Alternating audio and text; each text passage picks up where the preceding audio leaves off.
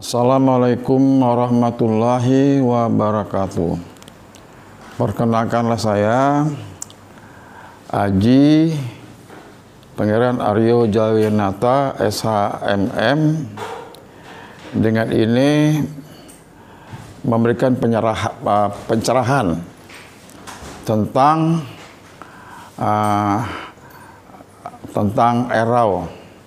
Erau di Kesultanan Kutai, Kartanegara, Ing Matadipura. Sebelum saya memberikan pencerahan membahas tentang Erau ini, saya akan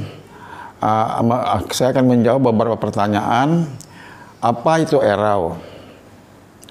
Apa itu Erau? Kenapa Erau? Bagaimana Erau itu sendiri? Bagaimana pelaksanaan Erau itu dan susunannya? Apa manfaat Erau bagi masyarakat Kutai Kartanegara Ing Matadipura?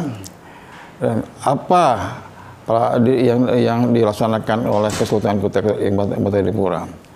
Demikian, saya akan menginjak ke seksi pertama. Apa itu disebut dengan Erau? Erau itu adalah secara etimologi adalah dari nama pohon rumput yang ada di Rapak atau di Kelan bahasa Kutainya, namanya rumput teberau. Rumput teberau secara etimologi, rumput teberau ini adalah kalau kita kering dibakar itu akan menimbulkan suara gaduh, seperti eroh, gaduh. Apalagi kering, kalau kering itu suaranya itu berserawan, namanya teberau, lalu kena serau, dikasih api, diserau itu artinya dibakar. Itu akan menimbulkan suara riuh rendah, seperti orang erau rendah lah, ramai. Nah, secara terminologi Erau ini riuh rendah itu disebutlah erau, tapi bukan dari Erau, itu dari pohon rumput yang disebut teberau. Ini akan memberikan suatu suara yang gemuruh riuh gitu. Nah, itu. Jadi secara etimologi dari pohon teberau yang adanya di Rapak, orang bilang itu. Terus itu menjadi terminologi menjadi Erau. Nah, lalu ada pertanyaan, kenapa Erau? Nah, Erau itu adalah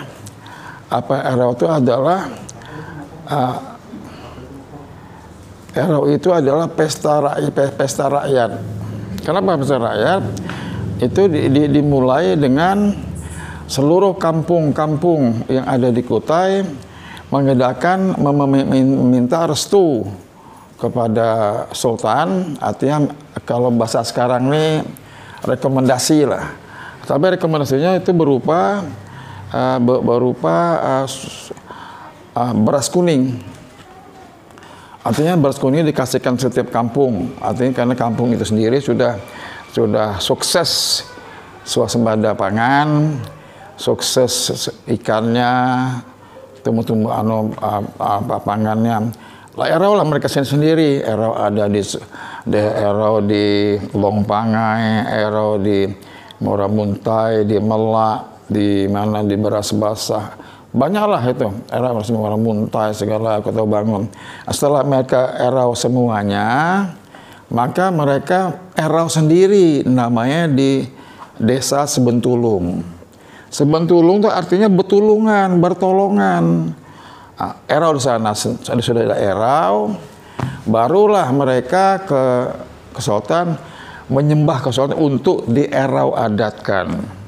Nah, disitulah fungsi Sultan atau menerima permintaan daripada masyarakat adat itu, artinya di Erau adatkan.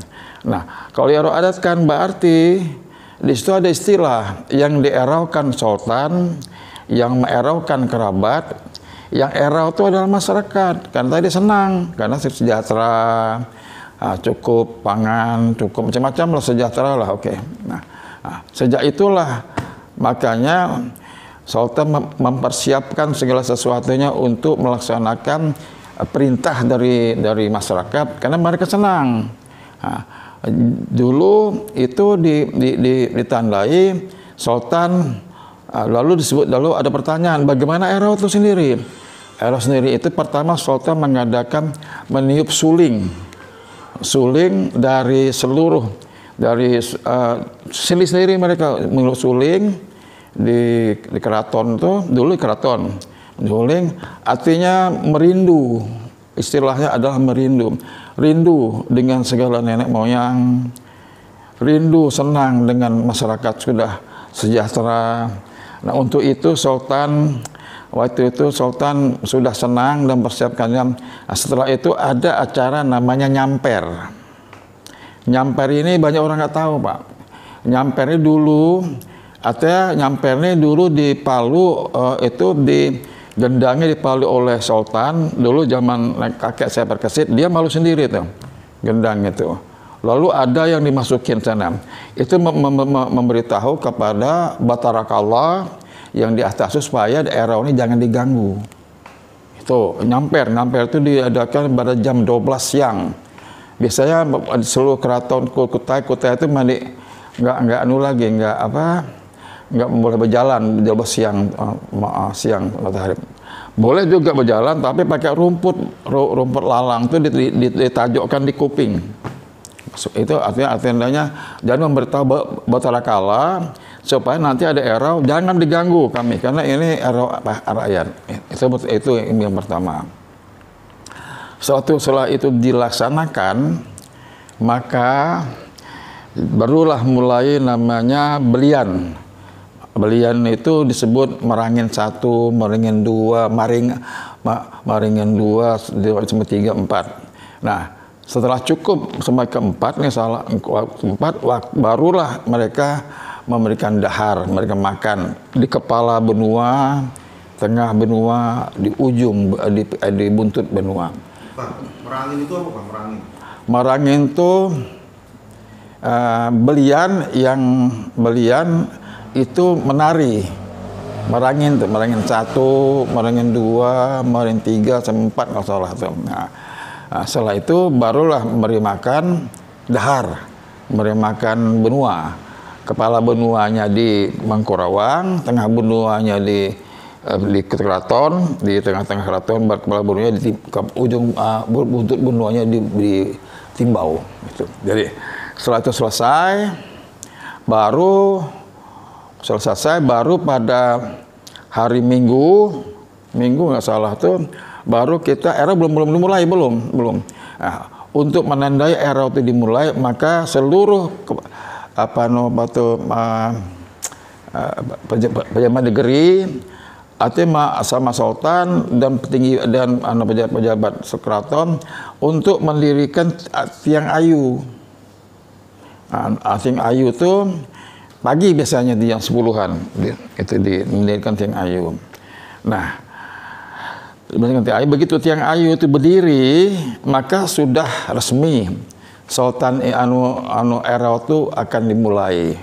Di sini menandakan secara filosofi begitu tiang ayu itu berdiri maka filosofinya seluruh tembok keraton itu rubuh semua hingga sultan kerabatnya itu menyatu dengan masyarakat itu mulai. Jadi disitulah mulainya era pelas dunia karena atas itu tadi. Nah, malam pertama diadakan pelas. Bisa itu Senin malam sampai seminggu itu pelas. Sultan itu sebelah kanan dia menginjak namanya tapak leman. Tapak leman itu artinya yang diinjak sultan sebagai bumi tadi, apa namanya itu, tangan kanan yang memegang tali juwita, itu menggambarkan masyarakat dan apa nama itu, masyarakat daerah-daerah yang ditundukkan oleh Kesultanan Kutai waktu itu. Dulu masih 9 negeri, makanya di tali juwita itu ada 9 ikatan. Lalu sebelah kiri ini adalah kerabat kesultanan. Kerabat kesultanan ini penuh nih, Son. Karena disebutkan di situ yang dieraukan sultan, yang mengeraukan kerabat, yang erau itu di sebelah kanan juwita ini, tali juwita ini adalah masyarakat. Nah, disitulah dimulai plus pertama. Pada malam pertama, maka sultan menginjakkan kaki di tapak leman, asal tapak leman, lalu menginjakkan kakinya sebelah kanan nih ke lesong. Lesong itu artinya untuk sumber kehidupan lesong batu. Habis nginjak lubang batu, baru dia nginjakkan gegong inilah berjanji sultan kepada masyarakat untuk supaya masyarakat Kutai ini sejahtera lagi. Itu dia berjanji. Selama ini saya dengar banyak orang menerangkan sultan menambah kesaksian, itu nggak ada tuh. Dia berjanji dengan masyarakat, dia akan memenuhi janjinya kepada masyarakat Kutai untuk meningkatkan kehidupan Kutai lebih sejahtera lagi. Itu. Nah, habis itu balik dia ke mundur, balik lagi, baru dia kakinya nginjak ke lesong dengan gong berbunyi. Nah, itu seterusnya sampai malam Kamis itu dilaksanakan. Nah, selama bebelas itu ada disebut dengan tarian-tarian dari dewa. Dan dewa ini artinya dewa ini yang laki-laki berian, yang perempuan namanya dewa. Dewa itulah yang memberikan tarian, menghibur. Tarian dia ada macam-macam. Ada tarian dewa memanah, kentore. Itu dewa itu ngerti sudah itu. Nah, jadi itulah memanah, kentore itu apa filosofinya itu apa? Jadi kalau kentore itu dia bercanda. Kalau memanah itu dia memanah kalau ada gangguan-gangguan di atas awan, di atas itu tentang ada mengganggu pesta erau ini. Itu dia manah itu. Nah, terus ada bahasa mana tuh? Kentore itu bahasa mana? Kentore bahasa Kutai asli. Kentore itu kentore itu ayam ini diadu gitu loh, diadu sampai ketawa. Nah, terus di mana tuh takut ada anasir yang mengganggu era, dia memanah, marah gitu. Nah, lalu saya menerangkan dulu masalah ayu. Ayu ini adalah seperti tombak, tapi sumpitan juga, itu namanya sangkoh. Itu berdiri di atas, waktu dia diangkat petinggi-petinggi pejabat Kutai itu ya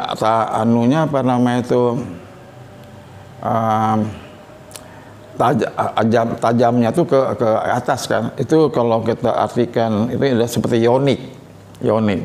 Kalau kita terjemahkan sekarang, itulah ini disebut dengan yang Maha Kuasa.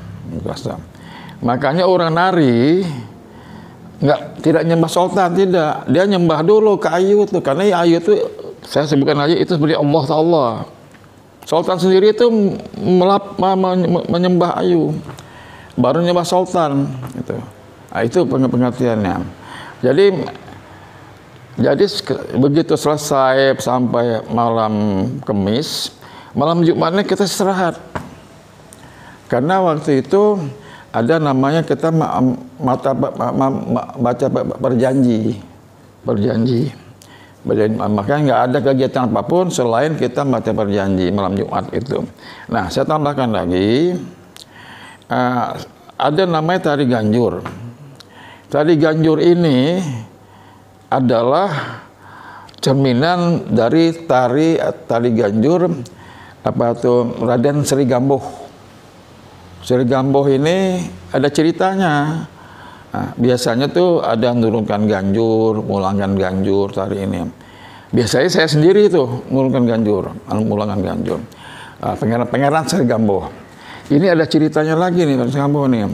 Dulu waktu zaman Bahari abad 13 ada orang dari Cina berdagang tentang guci, baca belah, mau ke Majapahit. Tapi karena layarnya itu robek, maka dia datang ke Haji Batara Agung Dewa Sakti minta diberikan tempat untuk menjahit layarnya. Kata Batara Agung Dewa Sakti, oke, jahit dia ke sana. Saudara dia tuh niatnya mau ke Majapahit, mau berdagang tembikar tadi. Nah, jadi perahunya diangkat, ditariklah sampai ke jahitan layar di Kota Lama. Nah, setelah diangkat, dijahit, lalu kata si Wangkang tadi, si orang Cina tadi, bagaimana Ji kalau kita nyambung ayam sambil nunggu layar dijahit? Boleh. Maka Haji Batara Agung mengeluarkan ayam, manok berikutai ayam, itu namanya ujungnya putih, semuanya hitam. Maka disebutlah ujung perak kemudi besi. Inilah dijadikan sambung ayam. Akhirnya ayam si Cina ini mati. Nah, jadi bunyi Batara Agung Dewa Sakti, bagaimana nih kita ini? Aku menang. Kejanji orang, sebab yang saya pegang ini bukan janji orang. Karena dalam janji pertarungan menyambung ayam itu, siapa yang kalah itu yang menjadi pelayan, yang mengabdi. Siapa yang menang itu jadi raja. Ternyata yang jadi raja itu adalah Batara Agung Dewa Sakti. Itulah asal mula Ganjur, Pangeran Ganjur Sri Gamboh ditarikan di Kutai. Nah, sedangkan tempat jahit tadi disebutlah Gunung Jahitan Layar. Nah, makanya waktu dia lari, Cina tadi lari, ada orang Haji, Cinanya lari, pecahkannya, biarkan aja. Dia datang tidak keundang, dia juga menyambung ngajak nyambung ayam, dia juga bikin peraturan. Itulah namanya orang sering berbohong dengan diri sendiri gitu. Nah, jadi kalau lama-lama Cina tuh tengah karam di daerah Sangkulirang. Sangkulirang tuh sangkul urang, karena dia berjanji, dia juga melanggar. Sangkul urang namanya. Ada yang lari ke hutan, berselok ke hutan, berbelok siksak itu. Jadilah dia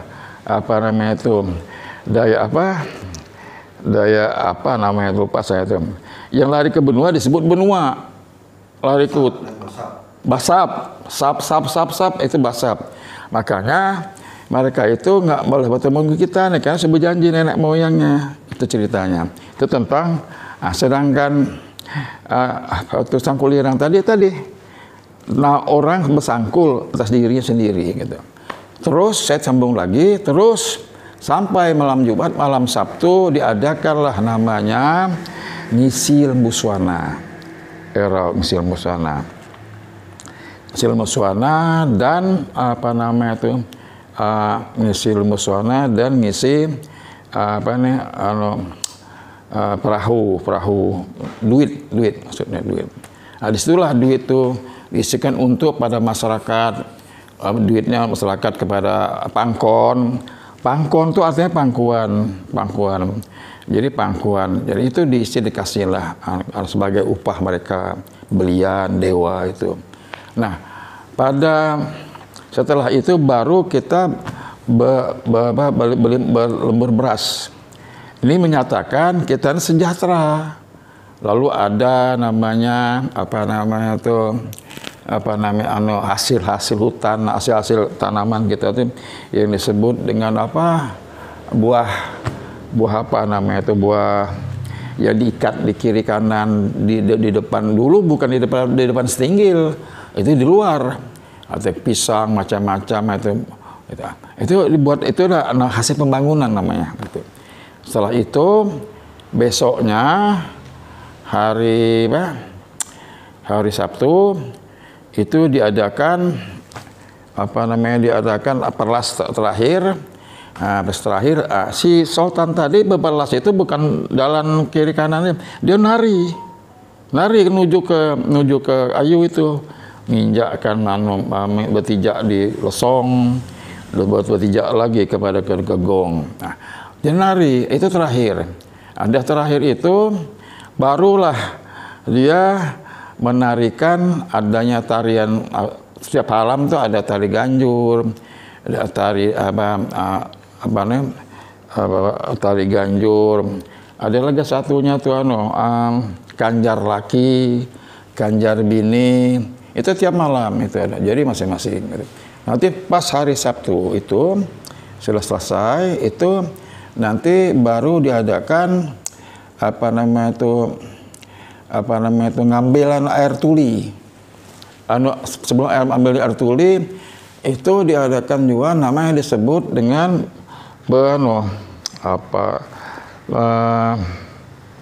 bukan air tuli. Jadi sebelum air tuli diambil itu namanya diumban. Diumban tuh adanya si sultan ini baring digulung dengan mayang, dijaga 4 penjuru, dan ada, kalau memang aman mendau tetap ada, kalau nggak aman mendau itu bertabur setengah. Kenapa? Karena waktu umban itulah sultan tidak berdaya. Nah, itu dijaga ya sampai ada yang membunuhnya. Dan itu bumban namanya, bumban. Bumban ini ceritanya gini. Kenapa ada bumban? Karena bumban itu dulu Punjang Kena, anak dari Raja Pinang Sendawar, datang ke Kota Lama. Karena mereka Kota Lama, dia kan nggak karena Kota Punjang Kena ini orangnya sakti, dihilangkannya tangannya, dihilangkannya kakinya seperti bantal guling aja. Datang ke Maharaja Sultan, ini Pati ini ada apa-apa nih, jadi Mas Sultan tahu ini bohong dia. Artinya apa? Artinya ini kamu bukannya, padahal dia tahu itu beberapa orang bohong. Dipanggilnya lah adiknya, namanya Dewa Putri.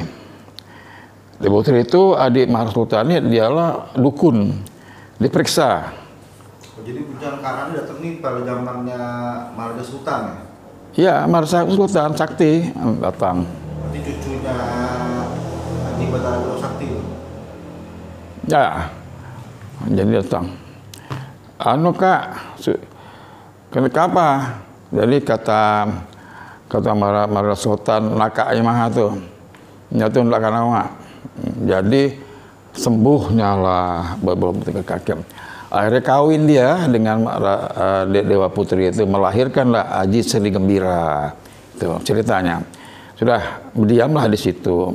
Nah, besoknya lagi hari Minggu setelah Umban baru dia begorok. Begorok nih dulu zaman Bahari, begorok nih bukan binatang. Begorok manusia, digorok. Darahnya dipecik-pecikan. Habis digorok baru ngambil air tuli ke Kota Lama, baru besok itu turun ambil datang ke istana keraton, baru diambil lagi setelah begorok, diambil lagi air tuli tadi, lalu datang ke pelabuhan namanya Ranggatiti, baru disemburkannya. Nah, itu air tuli itu bukan air bengal, air tuli nggak ngerti apa. Air tuli itu artinya perpisahan antara naga tadi dengan petinggi ulu dusun, yang petinggi tadi. Nah, makanya naga tadi jadi ceritanya naga tadi adalah karena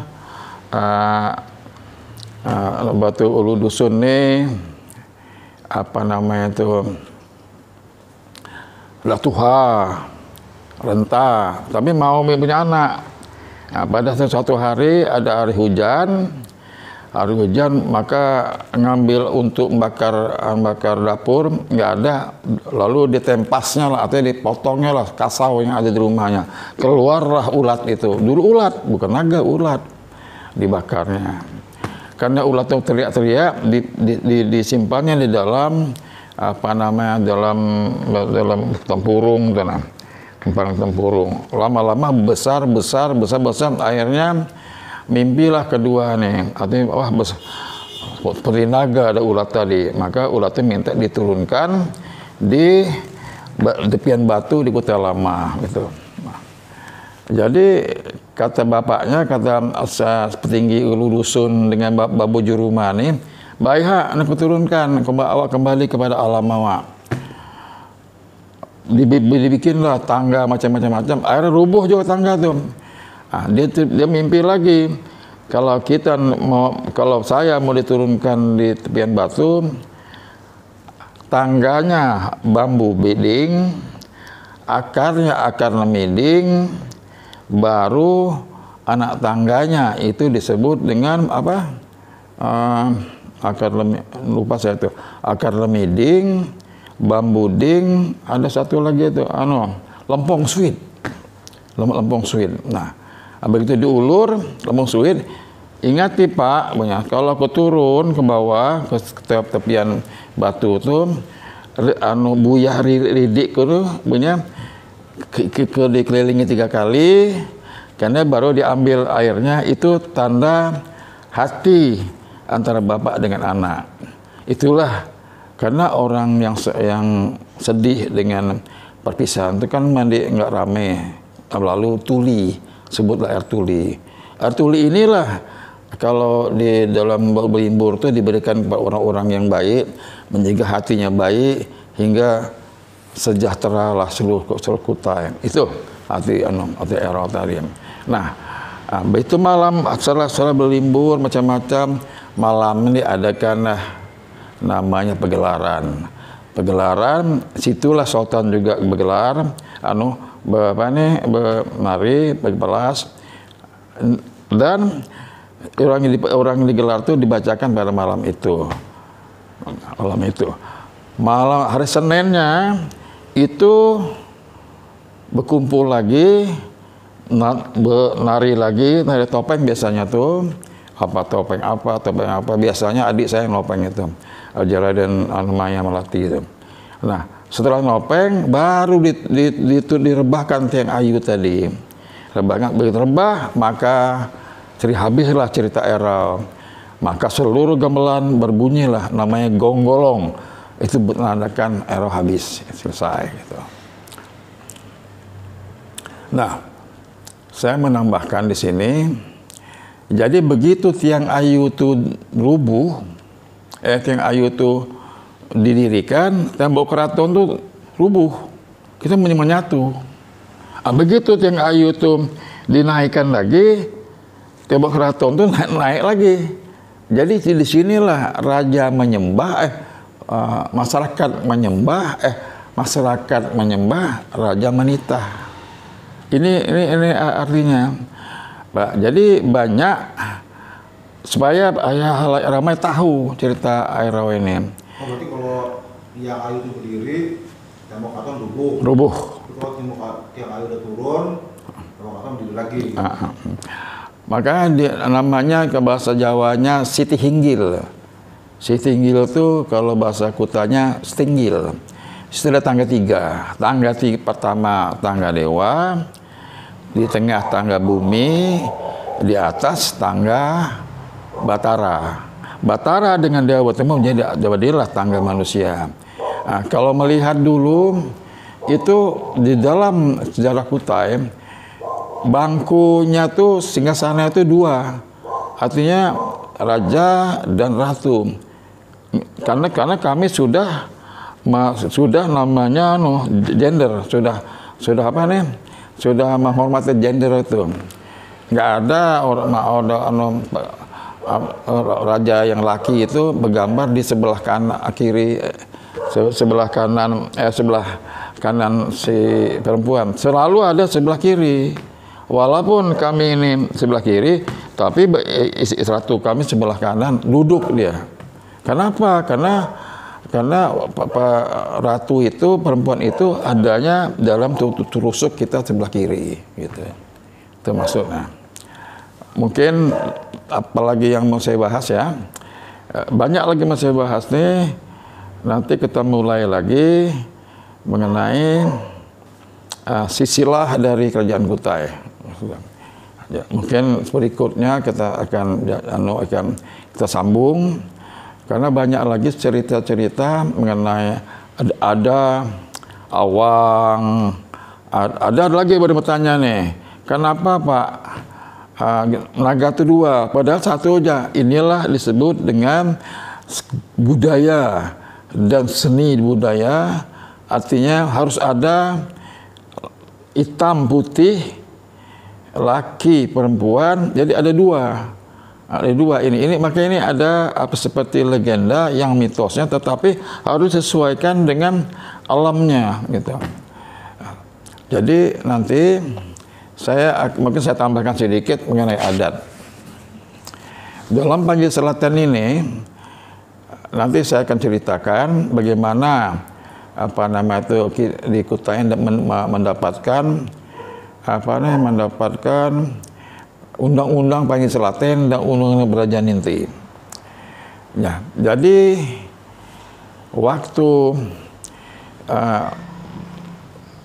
waktu di Maharaja Sakti, Maharaja Surawangsa, Maharaja Dharmawangsa, Maharaja Maharaja Indrawangsa, Maharaja Sultan, Raja Putri, Dewa Putri itu anak dari Aji Batara Agung Padukanira.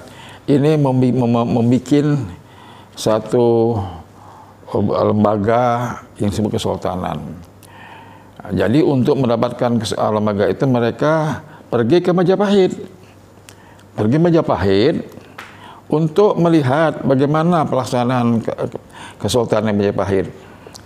Nah, waktu itu datanglah dari Meraukaman disebut Nala Indra Dewa, mau ikut juga ke Majapahit. Pergilah mereka. Nah, waktu di Majapahit, waktu itu Majapahit ribut karena di Majapahit itu selalu didatangi oleh orang yang sakti mandraguna yang disebut dengan Ciung Wanara. Ciung Wanara inilah kenapa sampai ribut? Karena Majapahit juga artinya dia kesalahan besar. Waktu itu Majapahit mau mencari dukun. Dukunnya itu untuk dites